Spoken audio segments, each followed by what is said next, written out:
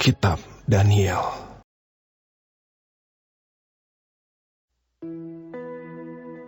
Raja Belshazzar mengadakan perjamuan yang besar untuk para pembesarnya, 1.000 orang jumlahnya.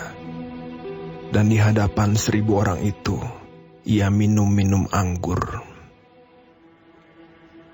Dalam kemabukan anggur, Belshazzar menitahkan orang membawa perkakas dari emas dan perak yang telah diambil oleh Nebukadnezar, ayahnya, dari dalam bait suci di Yerusalem, supaya raja dan para pembesarnya, para istri, dan para gundik mereka minum dari perkakas itu. Kemudian dibawalah perkakas dari emas dan perak itu, yang diambil dari dalam bait suci, rumah Allah di Yerusalem. Lalu raja dan para pembesarnya, para istri, dan para gundik mereka minum dari perkakas itu. Mereka minum anggur dan memuji-muji dewa-dewa dari emas dan perak, tembaga, besi, kayu, dan batu. Pada waktu itu juga, tampaklah jari-jari tangan manusia menulis pada kapur dinding istana raja di depan kaki Dian. Dan raja melihat punggung tangan yang sedang menulis itu. Lalu raja menjadi pucat, dan pikiran-pikirannya menggelisahkan dia. Sendi-sendi pangkal pahanya menjadi lemas, dan lututnya berantukan. Kemudian berserulah raja dengan keras, supaya para ahli jampi, para kasdim, dan para ahli nujum dibawa menghadap. Berkatalah raja kepada orang bijaksana di Babel itu, "Setiap orang yang dapat membaca tulisan ini dan dapat memberitahukan maknanya kepadaku, kepadanya akan dikenakan pakaian dari kain ungu, dan lehernya akan dikalungkan rantai emas. Dan di dalam kerajaanku, ia akan mempunyai kekuasaan sebagai orang ketiga." Tetapi semua orang bijaksana dari raja yang telah datang menghadap tidak sanggup membaca tulisan itu dan tidak sanggup memberitahukan maknanya kepada raja. Sesudah itu, sangatlah cemas hati Raja Belshazzar, dan ia menjadi pucat, juga para pembesarnya terperanjat. Karena perkataan raja dan para pembesarnya itu, masuklah permaisuri ke dalam ruang perjamuan.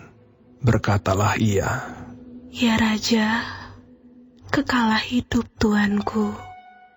Janganlah pikiran-pikiran tuanku menggelisahkan tuanku, dan janganlah menjadi pucat. Sebab dalam kerajaan tuanku, ada seorang yang penuh dengan roh para dewa yang kudus. Dalam zaman ayah tuanku, ada terdapat pada orang itu kecerahan, akal budi dan hikmat, yang seperti hikmat para dewa.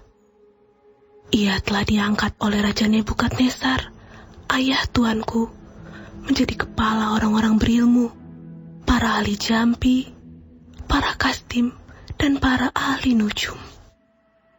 Karena pada orang itu terdapat roh yang luar biasa, dan pengetahuan dan akal budi, sehingga dapat menerangkan mimpi, menyingkapkan hal-hal yang tersembunyi, dan menguraikan kekusutan, yakni pada Daniel yang dinamai Belshazzar oleh raja.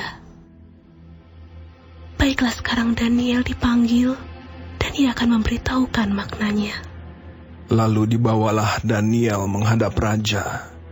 Bertanyalah raja kepada Daniel, "Engkaukah Daniel itu salah seorang buangan yang telah diangkut oleh raja, ayahku, dari tanah Yehuda? Telah kudengar tentang engkau bahwa engkau penuh dengan roh para dewa, dan bahwa padamu terdapat kecerahan, akal budi, dan hikmat yang luar biasa.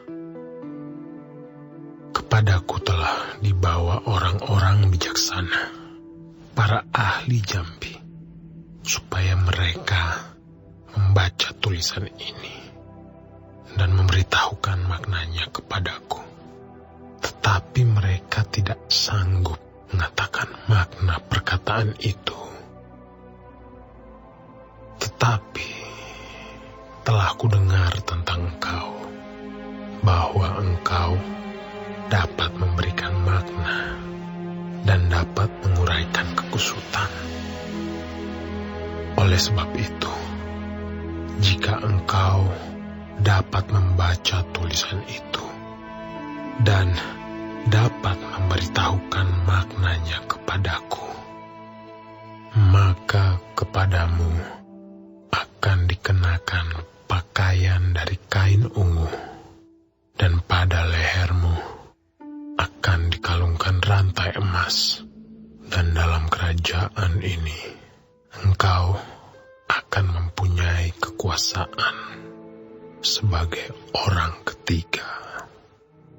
Kemudian Daniel menjawab raja, "Tahanlah hadiah tuanku. Berikanlah pemberian tuanku kepada orang lain. Namun demikian, aku akan membaca tulisan itu bagi raja dan memberitahukan maknanya kepada tuanku. Ya tuanku raja, Allah yang maha tinggi telah memberikan kekuasaan sebagai raja, kebesaran, kemuliaan, dan keluhuran kepada Nebukadnezar, ayah tuanku.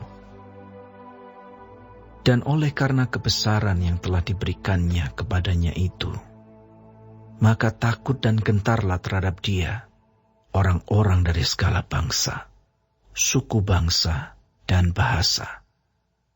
Dibunuhnya siapa yang dikehendakinya, dan dibiarkan hidup siapa yang dikehendakinya. Ditinggikannya siapa yang dikehendakinya, dan direndahkannya siapa yang dikehendakinya. Tetapi ketika ia menjadi tinggi hati dan keras kepala, sehingga berlaku terlalu angkuh, maka ia dijatuhkan dari tahta kerajaannya, dan kemuliaannya diambil daripadanya. Ia dihalau dari antara manusia, dan hatinya menjadi sama seperti hati binatang, dan tempat tinggalnya ada di antara keledai hutan. Kepadanya diberikan makanan rumput seperti kepada lembu, dan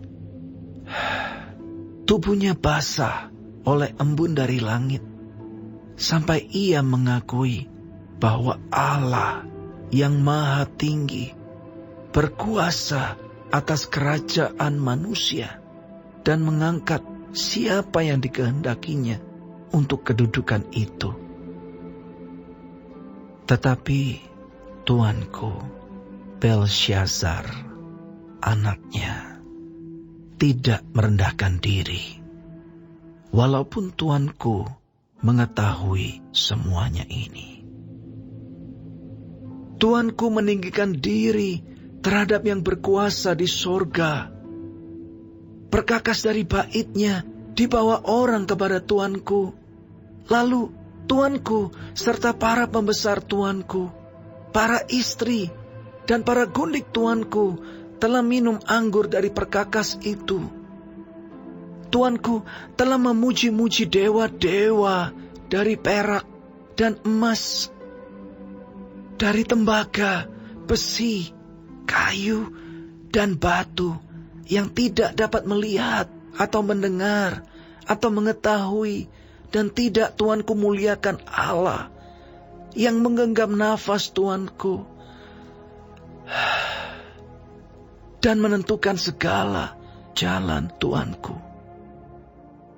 Sebab itu, ia menyuruh punggung tangan itu dan dituliskanlah tulisan ini. Maka inilah tulisan yang tertulis itu. Mene, Mene, Tekel Upharsin. Dan inilah makna perkataan itu. Mene, masa pemerintahan tuanku dihitung oleh Allah dan telah diakhiri. Tekel, tuanku ditimbang dengan neraca dan didapati terlalu ringan. Peres, kerajaan tuanku dipecah dan diberikan kepada orang Media dan Persia. Lalu atas titah Belsyazar dikenakanlah kepada Daniel pakaian dari kain ungu, dan pada lehernya dikalungkan rantai emas. Dan dimaklumkanlah tentang dia bahwa di dalam kerajaan ia akan mempunyai kekuasaan sebagai orang ketiga. Pada malam itu juga terbunuhlah Belsyazar, raja orang Kasdim itu. Darius, orang Media, menerima pemerintahan ketika ia berumur 62 tahun.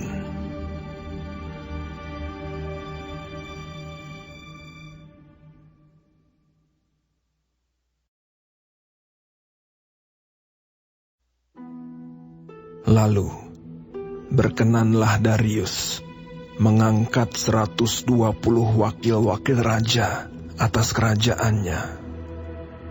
Mereka akan ditempatkan di seluruh kerajaan. Membawahi mereka, diangkat pula 3 pejabat tinggi, dan Daniel adalah salah satu dari ketiga orang itu. Kepada merekalah para wakil-wakil raja harus memberi pertanggungan jawab supaya raja jangan dirugikan. Maka Daniel ini melebihi para pejabat tinggi dan para wakil raja itu, karena ia mempunyai roh yang luar biasa, dan raja bermaksud untuk menempatkannya atas seluruh kerajaannya.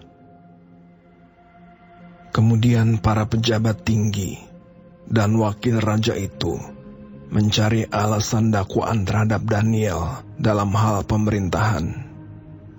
Tetapi mereka tidak mendapat alasan apapun atau sesuatu kesalahan, sebab ia setia dan tidak ada didapati sesuatu kelalaian atau sesuatu kesalahan padanya. Maka berkatalah orang-orang itu, kita tidak akan mendapat suatu alasan dakwaan terhadap Daniel ini, kecuali dalam hal ibadahnya kepada Allahnya. Kemudian bergegas-gegaslah para pejabat tinggi dan wakil raja itu menghadap raja, serta berkata kepadanya, Ya Raja Darius, kekallah hidup tuanku. Semua pejabat tinggi kerajaan ini, semua penguasa dan wakil raja, para menteri dan bupati telah mufakat, supaya dikeluarkan kiranya suatu penetapan raja dan ditetapkan suatu larangan, agar barang siapa yang dalam 30 hari menyampaikan permohonan kepada salah satu dewa atau manusia, kecuali kepada tuanku ya Raja, maka ia akan dilemparkan ke dalam gua singa. Oleh sebab itu, ya Raja, keluarkanlah larangan itu dan buatlah suatu surat perintah yang tidak dapat diubah menurut undang-undang orang Media dan Persia, yang tidak dapat dicabut kembali. Sebab itu, Raja Darius membuat surat perintah dengan larangan itu. Demi didengar Daniel bahwa surat perintah itu telah dibuat, pergilah ia ke rumahnya. Dalam kamar atasnya ada tingkap-tingkap yang terbuka ke arah Yerusalem. 3 kali sehari ia berlutut, berdoa, serta memuji Allahnya, seperti yang biasa dilakukannya. Lalu orang-orang itu bergegas-gegas masuk dan mendapati Daniel sedang berdoa dan bermohon kepada Allahnya. Kemudian mereka menghadap raja dan menanyakan kepadanya tentang larangan raja. Bukankah Tuanku mengeluarkan suatu larangan, supaya setiap orang yang dalam 30 hari menyampaikan permohonan kepada salah satu dewa atau manusia, kecuali kepada Tuanku, ya Raja, akan dilemparkan ke dalam gua singa? Jawab raja, perkara ini telah pasti menurut undang-undang orang Media dan Persia yang tidak dapat dicabut kembali. Lalu kata mereka kepada raja, Daniel, salah seorang buangan dari Yehuda, tidak mengindahkan tuanku, ya Raja, dan tidak mengindahkan larangan yang tuanku keluarkan. Tetapi 3 kali sehari ia mengucapkan doanya. Setelah raja mendengar hal itu, maka sangat sedihlah ia, dan ia mencari jalan untuk melepaskan Daniel. Bahkan sampai matahari masuk, ia masih berusaha untuk menolongnya. Lalu bergegas-gegaslah orang-orang itu menghadap raja, serta berkata kepadanya, Ketahuilah ya Raja, bahwa menurut undang-undang orang Media dan Persia, tidak ada larangan atau penetapan yang dikeluarkan raja yang dapat diubah. Sesudah itu, raja memberi perintah. Lalu diambillah Daniel dan dilemparkan ke dalam gua singa. Berbicaralah raja kepada Daniel, Allahmu yang kau sembah dengan tekun, dialah kiranya yang melepaskan engkau. Maka dibawalah sebuah batu dan diletakkan pada mulut gua itu. Lalu raja mencap itu dengan cincin meterainya dan dengan cincin meterai para pembesarnya, supaya dalam hal Daniel tidak dibuat perubahan apa-apa. Lalu pergilah raja ke istananya, dan berpuasalah ia semalam-malaman itu. Ia tidak menyuruh datang penghibur-penghibur, dan ia tidak dapat tidur. Pagi-pagi sekali, ketika fajar menyingsing, bangunlah raja dan pergi dengan buru-buru ke gua singa. Dan ketika ia sampai dekat gua itu, berserulah ia kepada Daniel dengan suara yang sayu. Berkatalah ia kepada Daniel, Daniel, hamba Allah yang hidup, Allahmu yang kau sembah dengan tekun, telah sanggupkah ia melepaskan engkau dari singa-singa itu? Lalu kata Daniel kepada raja, Ya Raja, kekallah hidupmu. Allahku telah mengutus malaikatnya untuk mengatupkan mulut singa-singa itu, sehingga mereka tidak mengapa-apakan aku. Karena ternyata aku tak bersalah di hadapannya, tetapi juga terhadap tuanku ya Raja, aku tidak melakukan kejahatan. Lalu sangat sukacitalah raja, dan ia memberi perintah supaya Daniel ditarik dari dalam gua itu. Maka ditariklah Daniel dari dalam gua itu, dan tidak terdapat luka apa-apa padanya, karena ia percaya kepada Allahnya. Raja memberi perintah. Lalu diambillah orang-orang yang telah menuduh Daniel, dan mereka dilemparkan ke dalam gua singa, baik mereka maupun anak-anak dan istri-istri mereka. Belum lagi mereka sampai ke dasar gua itu, singa-singa itu telah menerkam mereka, bahkan meremukkan tulang-tulang mereka. Kemudian Raja Darius mengirim surat kepada orang-orang dari segala bangsa, suku bangsa, dan bahasa yang mendiami seluruh bumi. Bunyinya, bertambah-tambahlah kiranya kesejahteraanmu. Bersama ini ku berikan perintah bahwa di seluruh kerajaan yang kukuasai, orang harus takut dan gentar kepada Allahnya Daniel. Sebab dialah Allah yang hidup, yang kekal untuk selama-lamanya. Pemerintahannya tidak akan binasa, dan kekuasaannya tidak akan berakhir.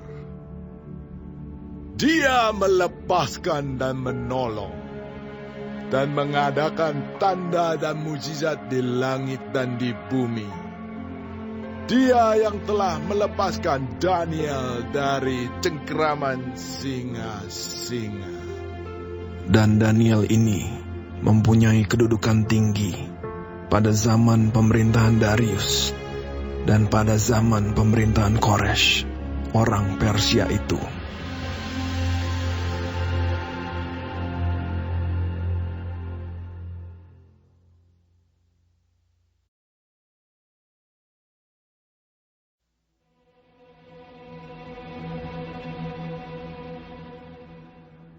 Pada tahun pertama pemerintahan Belshazzar, Raja Babel, bermimpilah Daniel dan mendapat penglihatan-penglihatan di tempat tidurnya. Lalu dituliskannya mimpi itu, dan inilah garis besarnya. Berkatalah Daniel demikian. Pada malam hari, aku mendapat penglihatan. Tampak keempat angin dari langit mengguncangkan laut besar, dan 4 binatang besar naik dari dalam laut, yang satu berbeda dengan yang lain. Yang pertama, rupanya seperti seekor singa, dan mempunyai sayap burung Raja Wali. Aku terus melihatnya sampai sayapnya tercabut dan ia terangkat dari tanah dan ditegakkan pada 2 kaki seperti manusia, dan kepadanya diberikan hati manusia. Dan tampak ada seekor binatang yang lain. Yang kedua, rupanya seperti beruang. Ia berdiri pada sisinya yang sebelah, dan 3 tulang rusuk masih ada di dalam mulutnya, di antara giginya. Dan demikianlah dikatakan kepadanya, ayo, makanlah daging banyak-banyak. Kemudian aku melihat, tampak seekor binatang yang lain, rupanya seperti macan tutul. Ada 4 sayap burung pada punggungnya. Lagi pula binatang itu berkepala 4, dan kepadanya diberikan kekuasaan.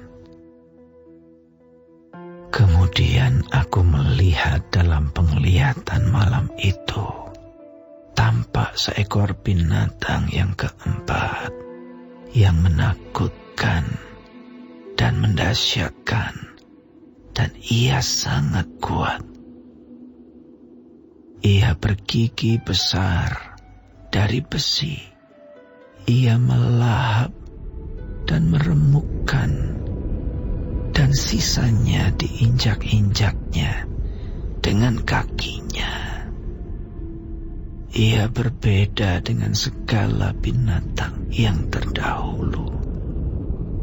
Lagi pula ia bertanduk 10. Sementara aku memperhatikan tanduk-tanduk itu, tampak tumbuh di antaranya suatu tanduk lain yang kecil, sehingga 3 dari tanduk-tanduk yang dahulu itu tercabut.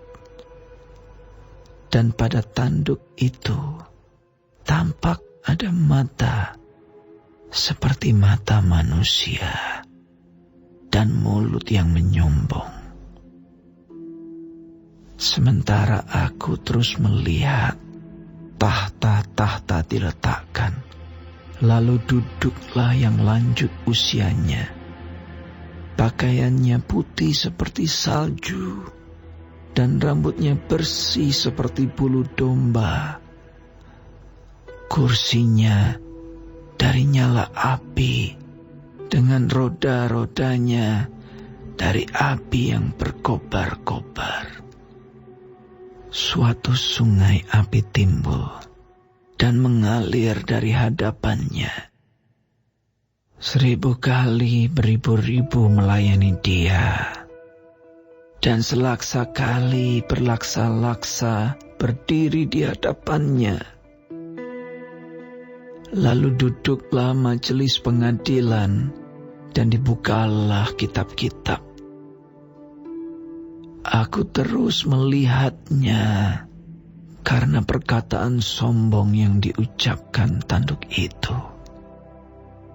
Aku terus melihatnya sampai binatang itu dibunuh. Tubuhnya dibinasakan dan diserahkan ke dalam api yang membakar. Juga kekuasaan binatang-binatang yang lain dicabut, dan jangka hidup mereka ditentukan sampai pada waktu dan saatnya. Aku terus melihat dalam penglihatan malam itu.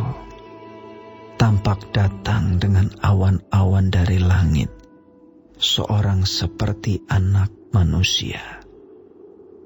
Datanglah ia kepada yang lanjut usianya itu, dan ia dibawa ke hadapannya. Lalu diberikan kepadanya kekuasaan dan kemuliaan dan kekuasaan sebagai raja. Maka orang-orang dari segala bangsa, suku bangsa, dan bahasa mengabdi kepadanya. Kekuasaannya ialah kekuasaan yang kekal, yang tidak akan lenyap, dan kerajaannya ialah kerajaan yang tidak akan musnah. Maka aku, Daniel, terharu karena hal itu, dan penglihatan-penglihatan yang kulihat itu menggelisahkan aku. Lalu kudekati salah seorang dari mereka yang berdiri di sana, dan ku minta penjelasan tentang semuanya itu. Maka berkatalah ia kepadaku, dan diberitahukannya lah kepadaku maknanya. Binatang-binatang besar yang 4 ekor itu ialah 4 raja yang akan muncul dari dalam bumi. Sesudah itu, orang-orang kudus milik Yang Maha Tinggi akan menerima pemerintahan, dan mereka akan memegang pemerintahan itu sampai selama-lamanya. Lalu aku ingin mendapat penjelasan tentang binatang yang keempat itu, yang berbeda dengan segala binatang yang lain, yang sangat menakutkan, dengan gigi besinya dan kuku tembaganya yang melahap dan meremukkan dan menginjak-injak sisanya dengan kakinya. Dan tentang ke-10 tanduk yang ada pada kepalanya, dan tentang tanduk yang lain, yakni tanduk yang mempunyai mata dan yang mempunyai mulut yang menyombong, yang tumbuh sehingga patahlah 3 tanduk dan yang lebih besar rupanya dari tanduk-tanduk yang lain. Dan aku melihat tanduk itu berperang melawan orang-orang kudus dan mengalahkan mereka, sampai yang lanjut usianya itu datang, dan keadilan diberikan kepada orang-orang kudus milik Yang Maha Tinggi. Dan waktunya datang, orang-orang kudus itu memegang pemerintahan. Maka demikianlah katanya. Binatang yang keempat itu ialah kerajaan yang keempat yang akan ada di bumi, yang akan berbeda dengan segala kerajaan dan akan menelan seluruh bumi, menginjak-injaknya dan meremukkannya. Ke-10 tanduk itu ialah ke-10 raja yang muncul dari kerajaan itu. Sesudah mereka akan muncul seorang raja. Dia berbeda dengan raja-raja yang dahulu dan akan merendahkan 3 raja. Ia akan mengucapkan perkataan yang menentang Yang Maha Tinggi dan akan menganiaya orang-orang kudus milik Yang Maha Tinggi. Ia berusaha untuk mengubah waktu dan hukum, dan mereka akan diserahkan ke dalam tangannya selama 1 masa dan 2 masa dan setengah masa. Lalu majelis pengadilan akan duduk, dan kekuasaan akan dicabut daripadanya untuk dimusnahkan dan dihancurkan sampai lenyap.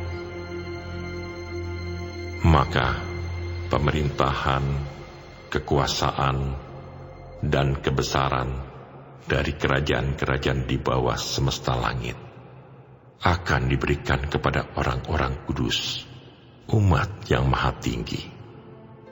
Pemerintahan mereka adalah pemerintahan yang kekal, dan segala kekuasaan akan mengabdi dan patuh kepada mereka. Sekianlah berita itu. Adapun aku, Daniel, pikiran-pikiranku sangat menggelisahkan aku, sehingga aku menjadi pucat, dan aku menyimpan hal itu dalam ingatanku.